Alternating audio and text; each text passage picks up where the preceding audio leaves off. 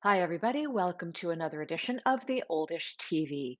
I'm wearing pink today because today is Wear Pink Day. For those of you who are watching us from other countries around the world, you may celebrate this on a different day, but Wearing Pink Day is something that we do here in Canada to show support for anti bullying measures. Bullying is something that is often thought of as a behavior that happens in the schoolyard. The reality is it happens everywhere. It happens in school, it happens in recreational and social activities, it happens in the workplace, it happens amongst older adults, in long-term care. There is no place where bullying doesn't happen. Just so that we're on the same page, I'm going to read you a little definition of bullying. There are extensive definitions everywhere that you can get by simply Googling them, but here's where we can start. Bullying is the use of force, coercion, hurtful teasing, or threat to abuse, aggressively dominate, or intimidate. The behavior is often repeated and habitual. Okay? Now, bullying can take place with one person bullying another. There's also another category of bullying called mobbing, where several people get together to bully one person. For an older adult, you can think of an adult child bullying mom or dad, or all of the adult children getting together and agreeing that this is the way things are to be, and they bully together collectively mom or dad. You can think of it like that. It doesn't only happen in families, though, it happens senior to senior. So it could be a marriage partnership or a living together partnership. It can be in a friend circle where you've got a number of friends, as a for instance, and the majority of them turn on one and just start to pick on them, put them down, make them feel less than, make them feel small. It can happen in a partnership or a marriage arrangement. Now, the older generation now, currently, frequently contains women who did not work outside the home. They didn't make their own money, at least not for many, many years. And that gave their partner the upper hand. There was an imbalance of power, and that is always the case where bullying is involved. There's an imbalance of power, either real or perceived. If you had a partner who made the money and brought it home and made decisions about how that money was to be spent and handed out, that was an imbalance of power. And I still run across women whose partners have passed on, or perhaps they're in long term care, and they have no idea how to write a check. They don't know where the money is, they don't understand the investments, and that imbalance of power continues even though their partner is no longer with them. In the case of adult children, bullying mom or dad, it can take many forms. You know, they can want some things that you have, your money, your possessions, your home, your car. I mean, it can be anything, and it can start ever so politely. Mom, do you need a lift to the grocery store? Can I take you there? And that goes on for a while, and then it turns into, well, Mom, I take you there every week. You owe me something. And before you know it, you're giving them money or control over some aspect of your life. If you don't do this, I won't do that. Does that sound familiar to any of you out there? In the workplace, it can happen with colleagues who sense a weakness or pick up on something that you're not doing, perhaps to the way that they want it done, to a standard that somebody else has determined.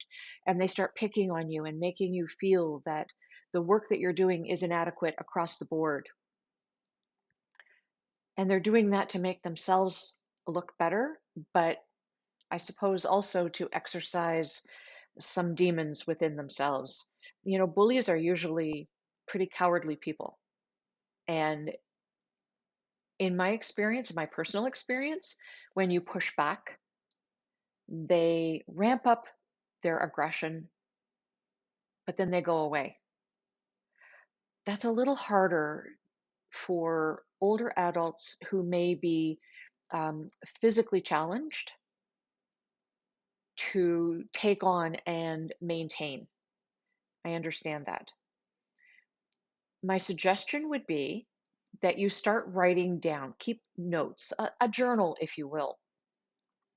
Keep a journal of interactions that you have with people, things that they want from you. What do they want from you?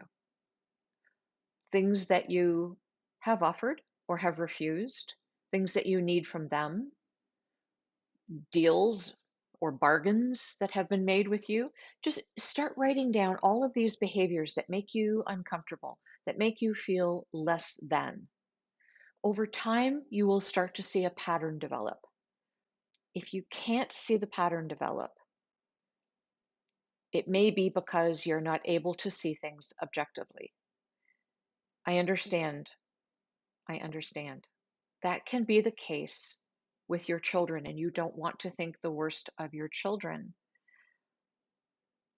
However, neither do you want to find yourself in a situation that you don't want to be in. It is so important to live your life proactively, to make decisions for yourself. As I have said in the past, over and over and over again, if you don't make decisions, eventually somebody else will. So it's so important to define the pattern of your life. And if you're living in a place where you are safe and secure and you have the life you want, and someone else is saying to you, perhaps an adult child, no, you've got to sell that place and you've got to come and live with us, or you've got to be closer to us so that we can look after you. Maybe you don't need looking after. Maybe you do. I don't know. I don't know. But the looking after you should not make you feel less than. Looking after somebody is a loving behavior. Love is not demeaning. So you need to take all of that into consideration and look at who's around you and decide that you're not going to take it. Now, you don't want to decide you're not going to take it and put yourself in a dangerous physical position. If you've got somebody who comes into the house who starts, maybe it's somebody who comes in to do housework or repairs or bring your groceries. I mean, it doesn't matter who it is. If somebody starts coming in and demanding of you and being bigger than you and lording it over you and, being angry with you, unless you do what they want you to do, that's a very potentially dangerous situation for you. I will tell you, no matter where you live, there is in your local police force at least one person, if not a unit, that looks after abuse and scams directed toward older adults. Do not be ashamed to go and see them. Take them your journal, tell them what's happening. If you don't quite want to go that route, find a counselor. Show them your journal, tell them what's happening, ask for help in developing strategies, but you should never put yourself in a position with a bully that is potentially dangerous for you. And if you feel that danger at all, do not hesitate. Do not hesitate. Go and find the police and tell them what's going on, and they will deal with it. Let them deal with it. They do it all the time. They do it every day. I'm sad to say. They do it every day. Ageism is also another form of bullying. Now, ageism is when you're not heard. You feel that you're not seen. Your opinions are not taken into account. Derogatory names are used.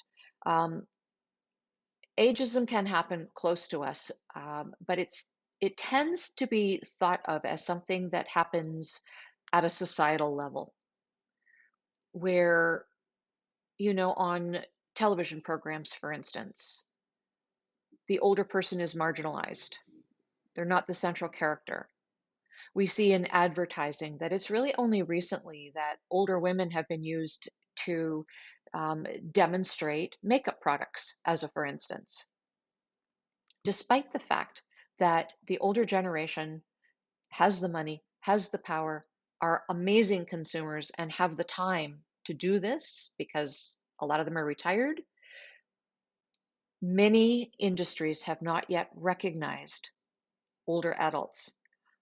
Personally, I think it's because they just don't know how. I don't think it's that they don't understand the buying power that older adults have. I think it's they don't have a clue how to market to older adults because it's a different style and they've never done it. I don't know. What do you think? Anyway, ageism can take a lot of forms, but it's generally um, calling someone a name, um, calling a generation by a name. Old folks, those old folks over there.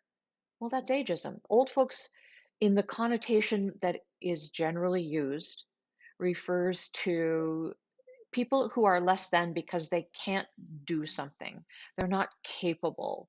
They're they're older and so their opinions count for less, their behaviors count for less, their abilities count for less. Ageism is something that you can literally push back on day after day after day by calling something out, whether it's on social media and you see a name. And pushing back, by the way, should be thought of as education. A lot of times people don't realize that what they're doing in how they're referring to older adults is in fact ageism. So you have to point it out. I do. I do. It becomes tiresome because it happens so often. But you can do that. But ageism, as it gets closer and closer to you, it's bullying. It's actually bullying. So don't let people bully you. Stand up for yourself. Decide on the path for your own life. Have a plan, have objectives, have strategies to achieve what you want and desire in your life. And stand firm when somebody comes to you and says, I don't think you should do that. I want you to do that. If you don't want to do that, then don't do that. You don't owe them explanations. You don't owe anybody anything. This is your life, and you live your life the way you want. You should be able to live your life without being made to feel less than by anyone for any reason. I so encourage you to be strong and stand up for yourself. Stand in your power and live the life that you want to live for yourself. Wear pink with me today and give some thought to anti bullying strategies and programs that might have an impact on your life. I will see you next Wednesday at 12 noon. Until then, take care of yourself, take care of one another, and do remember that it takes a bully a long, long time to get his head wrapped around you or her head wrapped around you when you have the power. But it always takes a village to age a senior. Bye.